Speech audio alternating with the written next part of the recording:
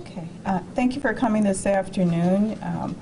I have an update to bring to you on 2 criminal investigations that were handled by the Rockford Police Department. Joining me today, as you all know, is Chief Dan O'Shea to my right and Assistant Deputy Chief Carla Redd. To my left is Chief of Staff Mike Rock with the Winnebago County State's Attorney's Office, and to his left is Lieutenant Dave Cohn. The first update I'd like to bring you is regarding defendant Nicholas August.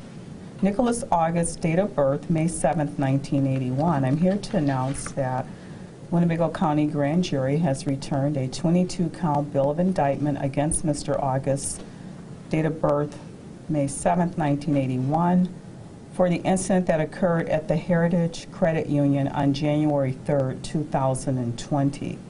Mr. August faces 9 counts of aggravated criminal sexual assault with a weapon, 3 counts of aggravated criminal sexual abuse with a weapon, 1 count of aggravated unlawful restraint, 4 counts of aggravated battery, 1 count of armed robbery, and 1 count of aggravated robbery with a firearm. In addition to those charges, he also faces 3 charges of burglary.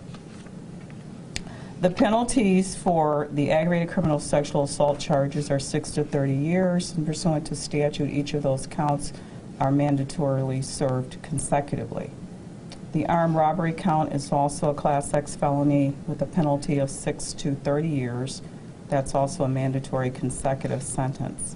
Aggravated robbery is a Class 1 felony carrying a penalty of 4 to 15 years in the Illinois Department of Corrections. Aggravated criminal sexual abuse with a weapon is a Class 2 felony which carries 3 to 7 years in the Illinois Department of Corrections. And burglary is also a Class 2 felony carrying a penalty of 3 to 7 years in the Illinois Department of Corrections. Aggravated unlawful restraint is a Class 3 felony which carries a possible penalty of 3 to 5 years in the Illinois Department of Corrections. These charges are merely allegations, and the defendant is presumed innocent until or unless found guilty in a court of law. I'd like to applaud the efforts of not only the Rockford Police Department but all of the law enforcement agencies that join in to assist them in this incident.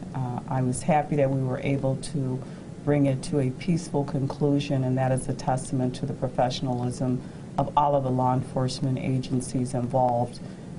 Securing lives over property, and lives were saved and no lives were lost during this incident. At this time, I'd ask Chief O'Shea to step forward, if you could. I would just echo what State's Attorney Height Ross just said. The officers, the detectives, not just from our agency, but the other agencies, local, county, and federal, all worked cohesively to get to an end where lives were saved.